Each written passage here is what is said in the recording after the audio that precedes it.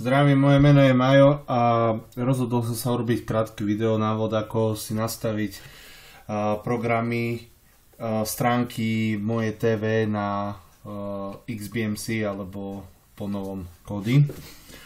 Takže spustíme si kódy za predpokladu, že už máte povolenú položku televízie, čo rýchlo spravíte tu. Dáte si hlavnú položku, musí byť povolené, inak vám to nepôjde. Ďalej ideme späť, ideme do položky doplnky. Pokiaľ máte zakázaný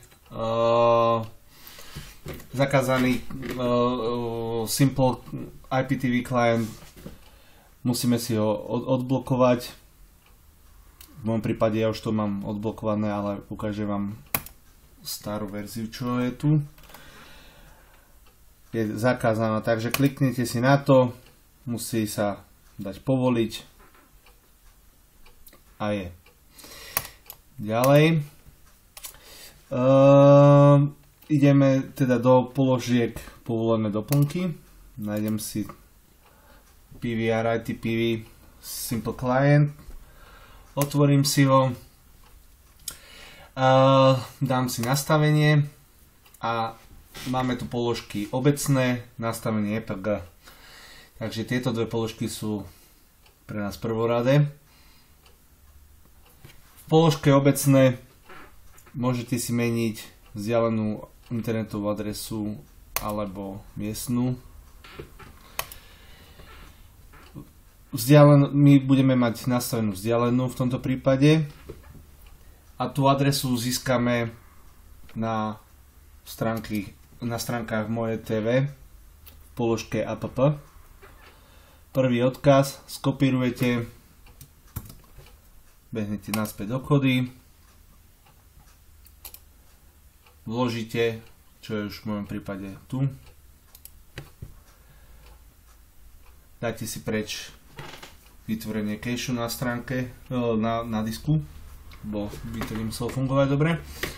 Ďalej behneme do nastavenia EPG, pokiaľ chcete mať aktuálne informácie o programe. A zase je tu vzdialená cesta, internetová adresa alebo váš harddisk alebo LAN sieť. Takže v druhej tejto položke sa bude nachádzať internetová adresa, čiže tu v prvej položke bude internetová adresa a tu zase si získate na stránkach moje TV pod IPTV aplikácie pro Android, takže si ju skopírujete, zase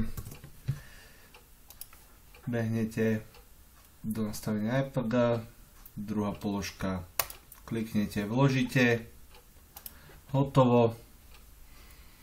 Zase cache odfajknete preč, nemusel by fungovať, dáte preč, teda nastavíte si timeshift pre všetky programy, to je všetko, potvrdíte, je vyžadovaný restart, takže si musíte reštartovať kódy a po reštarte by sa vám malo zobraziť položke televízie, keď kliknete kanály. To je všetko.